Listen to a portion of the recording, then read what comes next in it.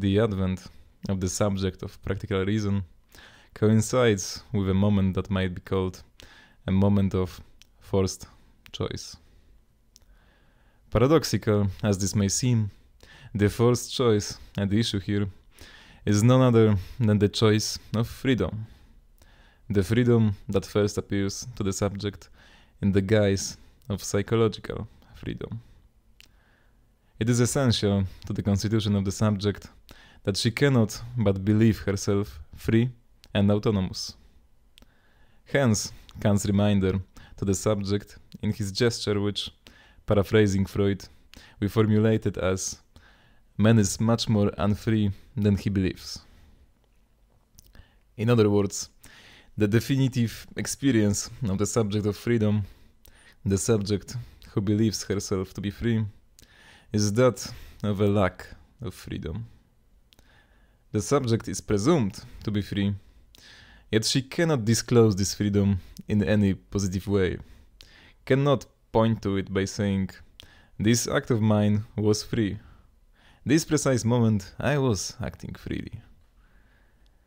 Instead, the more she tries to specify the precise moment at which freedom is real, the more it eludes her, ceding its place to causal determination, to the pathological motives which were perhaps hidden from view at first glance. Before elaborating on Kant's concept of freedom, we began by claiming that the division of the subject of practical reason should be understood as the division between a pathological subject and a divided subject. We can now relate this point to what we have developed so far by means of the following diagram.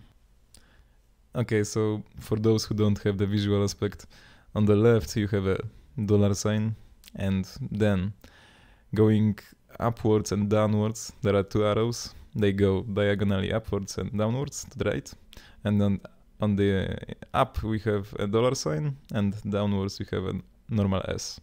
So it basically looks like a C with the starting point on the left and two ending points on the right. I will also put this in the description. Okay. The left side of the schema presents the fact of the subject. The fact that the subject is, so to speak, free by definition, that the subject cannot but conceive of herself as free. The right side illustrates the choice the ethical subject faces, in which she must choose herself either as pathological or as divided. The paradox, however, is that the subject cannot choose herself as pathological as without ceasing to be a subject as a result. The choice of the S is an excluded, impossible choice. The other choice would simply be that of choosing oneself as subject, as the pure form of the subject, which is the form of the division as such.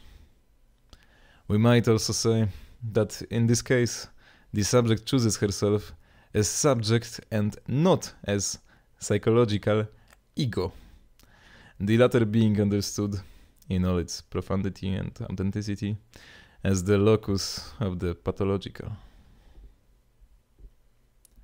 However, the triangular schema sketched above does not yet show the complete character of the subject of practical reason.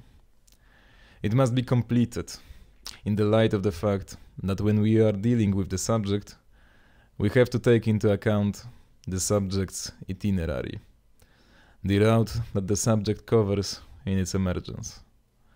And this implies a certain temporal dimension intrinsic to subjectivity. The subject cannot choose herself as divided subject without having first experienced her own radical pathology.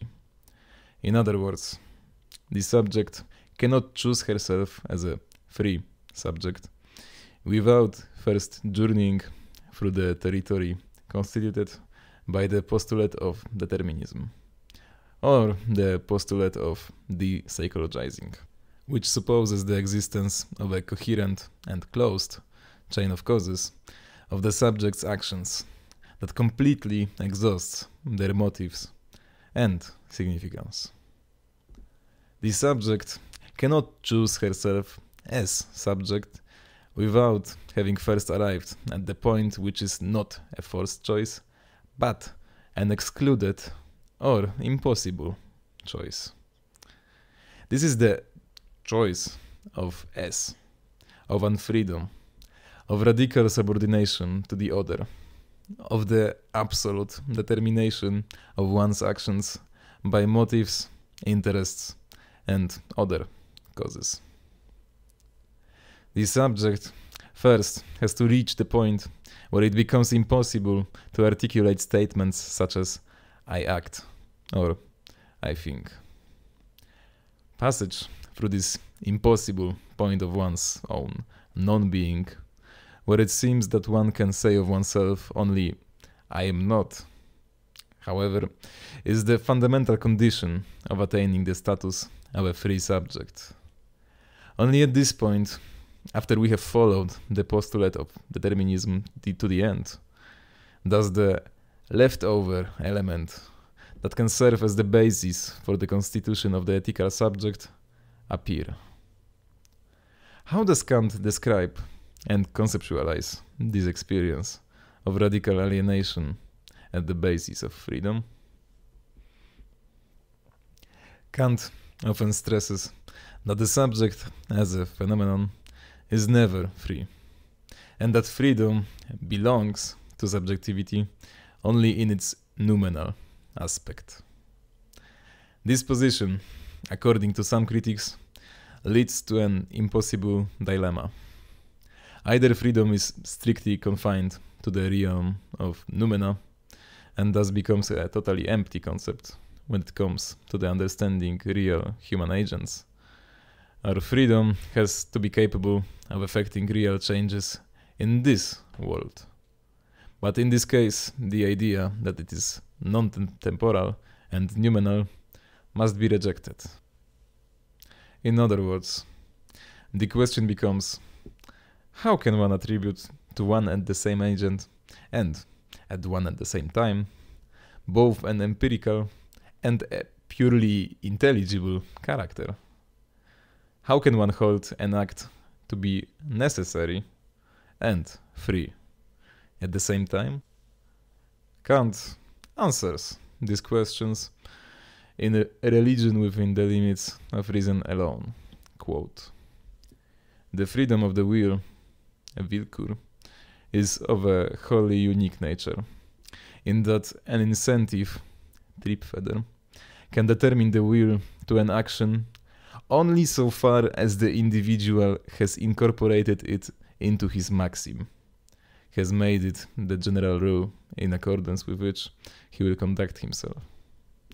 Only thus can an incentive, whatever it may be, coexist with the absolute spontaneity of the will, i.e.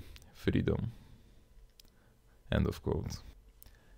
In order to attain the freedom characteristic of the subject, one must not start with the arbitrary, the random as opposed to the law-like.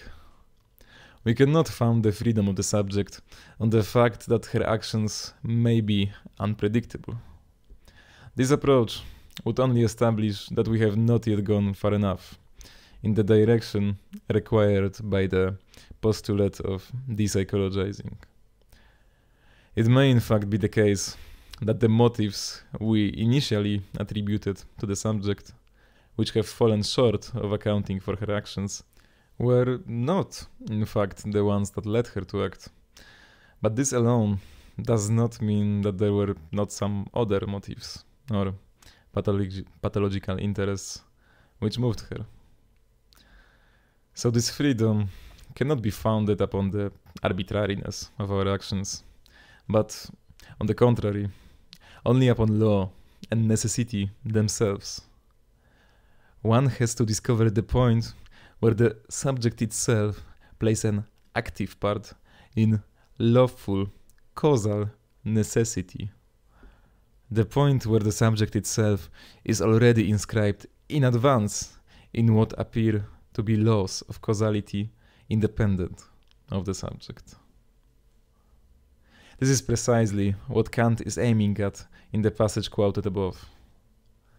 From the moment we begin dealing with the subject, every relation between cause and effect then presupposes and includes an act, a decision which is not necessarily conscious, by means of which some triebfeder is instituted as sufficient cause, that is, incorporated into the maxim that guides the subject's action.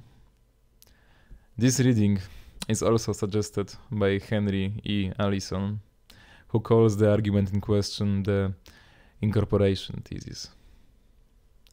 The triebfedern can motivate nothing in themselves. They cannot produce anything directly. They have this power only when they are incorporated into maxims. Only in this way do they become drives or incentives.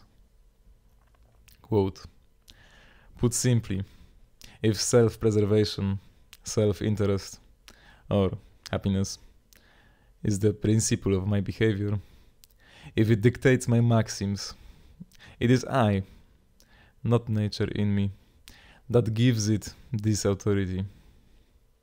This does not mean that we are to regard fundamental maxims as adopted either in some mysterious pre- or non-temporal manner, or by means of a self-conscious deliberative process. It is rather that through reflection we find that we have been committed all along to such a maxim, understood as fundamental orientation of the will toward moral requirements. End of quote. According to Allison, Kant is thus saying, it may well be that you were dragged along by the torrent of natural necessity, but in the final analysis, it was you that made this cause the cause. There is no cause of the cause of your action. The cause of the cause can only be the subject itself. In Lacanian terms, the other of the other is the subject.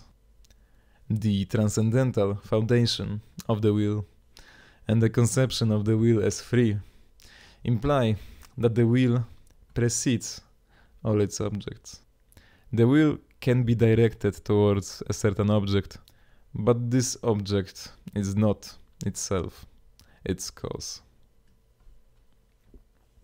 We can already appreciate the power of this argument if we consider our everyday experience, but it becomes especially striking if we consider the findings of psychoanalysis. The most pointed example here would be that of fetishism. A certain object, for instance, may leave person A completely cold, whereas in person B it can incite a whole series of actions, procedures, and rituals, without person B being able to do anything about it. This is because the object at stake does not play the same part in the libidinal economy of the two people. In Kantian terms, one could say that in the case of person B, this object is already incorporated into a maxim, which allows it to function as a drive, triebfeder, in the strict sense of the word. What Kant further says is that the subject has to be considered as playing a part in this. We must attribute to the subject the decision involved in the incorporation of this drive or incentive into her maxim, even though this decision is neither experiential nor temporal. Just as a fetishist, if we pursue this comparison further, would never say, on this very day I decided that high-heeled shoes would be the ultimate objects, the drives of my desire. Instead, he would say, I can't help myself. It's not my fault. It's beyond my control. I can't resist it. The decision in question is, of course, to be situated on the level of the unconscious, or, in Kantian terms, on the level of Gesinnung, the disposition of the subject, which is, according to Kant, the ultimate foundation of the incorporation of incentives into maxims. Now, the most important Kantian thesis concerning that issue is that the Gesinnung, the fundamental disposition of the subject, is itself something chosen. We could, in fact, link this point to what psychoanalysis indicates with the notion of the Neurosenwahl, the choice of neurosis. The subject is at one and the same time subject to, or subservient to, her unconscious, and the one who, in the last resort, as subject of the unconscious, has to be considered to have chosen it. This claim that the subject, so to speak, chooses her unconscious, which might be called the psychoanalytic postulate of freedom, is the very condition of possibility of psychoanalysis.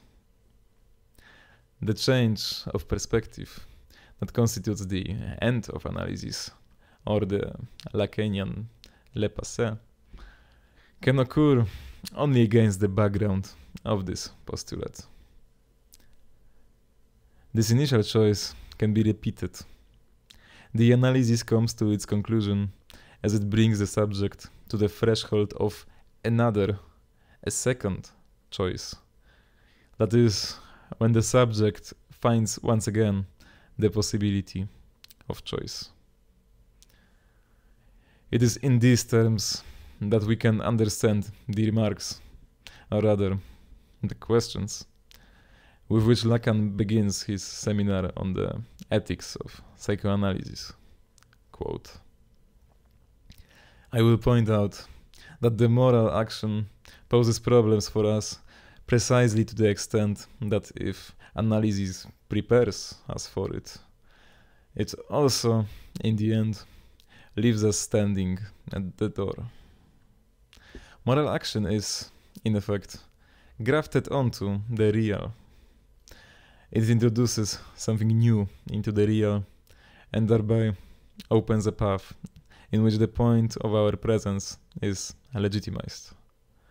How is it that psychoanalysis prepares us for such action, if it is indeed true that this is the case? How is it that psychoanalysis leaves us ready, so to speak, to get down to work? And why does it lead us in that way? Why, too, does it stop at the threshold?" End of quote. To return to a point we discussed above, it is in this context that we must situate Kant's thesis of the creation ex nihilo that gives rise to the ethical subject. As Kant puts it, quote, "But if a man is to become not merely legally, but morally a good man, this cannot be brought about through gradual reformation, so long as the basis of the maxims remains impure, but must be effected through a revolution in the man's disposition. He can become a new man only by a kind of rebirth, as it were, through a new creation." End of quote. As in his theoretical philosophy, Kant introduces into the realm of practical reason a third element, which can be reduced neither to the level of the phenomenal nor to that of the noumenal. If the notion of the subject that Kant elaborates in the Critique of Pure Reason includes three separate agencies. First, the phenomenal I, the I of representation of consciousness. Second, the thing that thinks, as Kant puts it, which is situated on the level of the noumenal. And third, the transcendental I of pure apperception. We encounter this same tripartite subjective structure in the realm of practical reason as well. First, we have human action and conduct as they exist within the phenomenal realm, that is, within the chain of cause and effect. Here we find the psychological I, the conscious I, which believes itself free. Next, we have the subject's disposition, or Gesinnung, which is noumenal, since it is not directly accessible to the subject, but can be inferred from the subject's actions. Finally, there is a third element, the subject's choice of this Gesinnung, an act of the spontaneity of the subject, which is neither phenomenal nor noumenal. Allison, it seems, moves too quickly with his suggestion that what we understand the Gesinnung is the practical counterpart of what Kant calls, in the first critique, the transcendental unity of apperception, or the act of the spontaneity of the subject. The problem with this interpretation is that it blurs an important distinction between the Gesinnung and the subject's transcendental act of choice of the Gesinnung. Although it is true that, in the first critique, Kant sometimes obscures the distinction between the pure I of apperception and the noumenal thing that thinks, this distinction is absolutely crucial to his practical philosophy. When he insists on the fact that the Gesinnung, the disposition of the subject, is itself something chosen, Kant underlines the difference between what we might call the thing in itself in us, the Gesinnung or disposition of the subject, and the transcendental I, which is nothing but the empty place from which the subject chooses her Gesinnung. This empty place is not noumenal. Rather, it is an embodiment of the blind spot that sustains the difference between phenomena and noumena. It is because of this blind spot that the acting subject cannot be transparent to herself and does not have a direct access to the thing in itself in her, to her Gesinnung. Furthermore, this distinction is at the origin of the distinction between transcendental freedom and practical freedom. For Kant, practical freedom is related to the concept of the Gesinnung. What is at stake here is the subject's freedom to incorporate a particular incentive into the maxim that determines her conduct. The function of transcendental freedom, on the other hand, is to delineate and preserve the empty place that shows that behind this fundamental choice there is nothing. There is no meta foundation of freedom. If the subject's disposition is the cause of the incorporation of one incentive rather than another, then the claim that transcendental freedom exists simply means that there can be no cause behind this cause. From this perspective, we can once again examine the objection often leveled against Kant, that it is impossible to eliminate completely that which belongs to the order of the pathological, that something of this order always remains. what should arouse our suspicions here is the simple fact that Kant himself would endorse this claim without hesitation. This is precisely the point at which the question of the possibility of freedom arises, and where it, far from being abandoned, finds an answer.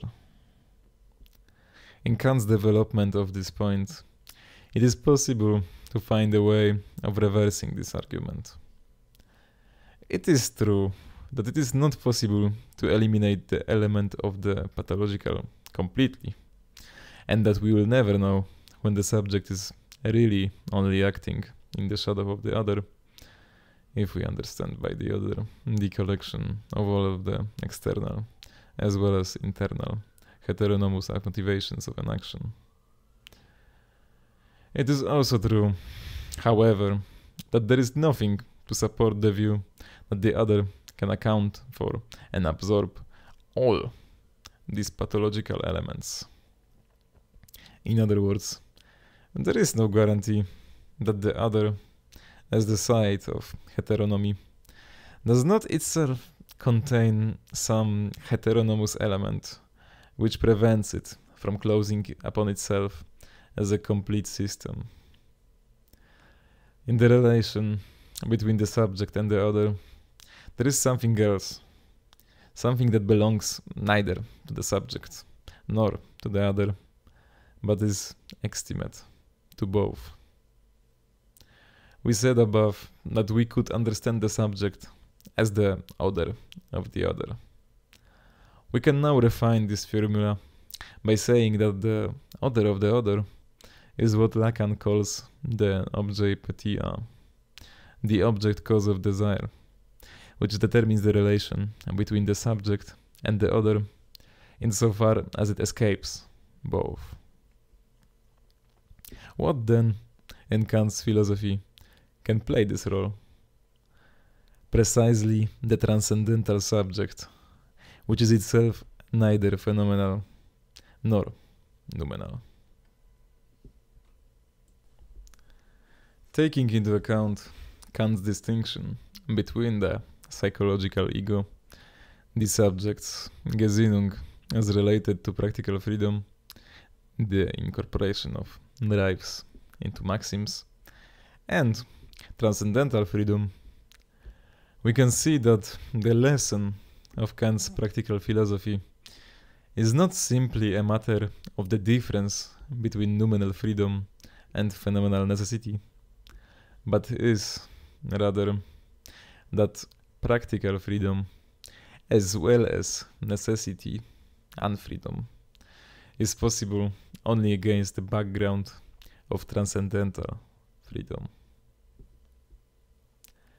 This is also the reason why the question of radical evil, which we'll examine extensively, is so important for Kant's practical philosophy. Evil, a radical evil, is something that can be defined only in paradoxical terms as the free choice of unfreedom. In other words, here too, a genuine negation of freedom proves impossible. The subject is free whether she wants to be or not. She is free in both freedom and unfreedom. She is free in good and in evil. She is free even where she follows nothing but the trajectory of natural necessity. The logic of this situation is exactly the same as the logic which operates in the distinction between two levels of truth. There is a truth situated at the level of the statement, which is also the opposite of the false, the opposite of the lie. But then there is also the level of enunciation, where I always speak the truth. Quote, there is no doubt a truth which is but the opposite of falsehood, but there is another which stands over or grounds both of them, and which is related to the very fact of formulating, for I can say nothing without positing it as true. And even if I say, I am lying. I am saying nothing, but it is true that I am lying, which is why truth is not the opposite of falsehood. End of quote. We could paraphrase the famous opening statement of Lacan's television. I always speak the truth with I always act freely. We must be certain here to distinguish between the two levels of freedom. One which stands opposite unfreedom and one which stands above both, or grants both freedom and unfreedom, or necessity. Thus, at last, we arrive at the second part of Kant's basic gesture. Man is not only much more unfree than he believes, but also much freer than he knows. Having traversed in its entirety the path of the determination of our actions, we encounter a certain surplus of freedom. Or, to put it differently, we encounter a lack in the other. The lack which manifests itself in the fact that the Gesinnung is an object of choice, chosen, of course, from an entirely empty place. Furthermore, it is only at this point that the constitution of the subject, as an ethical subject, becomes possible. The ethical subject springs from the coincidence of two lacks. A lack in the subject's lack of freedom connected to the moment of the forced choice, and a lack in the other, the fact that there is no other of the other, no cause behind the cause. We can now complete the schema we introduced above. Okay, and this is so complex that I will not even attempt to describe this, so I will just put it in. The starting point, represented here by the veil, freedom of the other, is the forced choice, since the subject can choose only freedom, the alternative choice being ruled out by the fact that it would be the choice of non-being, or non-existence, the choice of S, the symbol for the non-subjectivized matter of the subject. Thus, we move to the symbol $, representing the subject, marked by a split, or divided in her freedom. The subject who thinks of herself as free, but is at the same time excluded from this very freedom. Here, Kant introduces the postulate of depsychologizing, or the postulate of determinism. This move thus brings the subject to the originally impossible choice. The subject is forced to confront herself as a mere object of the will of the other, as an instrument in the hands of mechanical or psychological causality. At this point, Kant intervenes with his second gesture, which concerns the choice of the Gesinnung. This gesture opens the dimension of the subject of freedom. The subject of freedom is indeed the effect of the other, but not in the sense of being an effect of some cause that exists in the other. Instead, the subject is the effect of the fact that there is a cause which will never be discovered in the other. She is the effect of the absence of this cause, the effect of the lack in the other. We can now answer the question left open at the end of chapter 1. How is it possible to understand the fact that the driving force, the incentive of the ethical, is at the same time its result? How is it possible that freedom stands as the condition of freedom, and autonomy as the condition of autonomy. This circular movement is essentially linked to the status and character of the subject. There can be no freedom without the subject, yet the very emergence of the subjects is already the result of a free act. The circular logic of practical reason is to be accounted for with reference to the structure of subjectivity.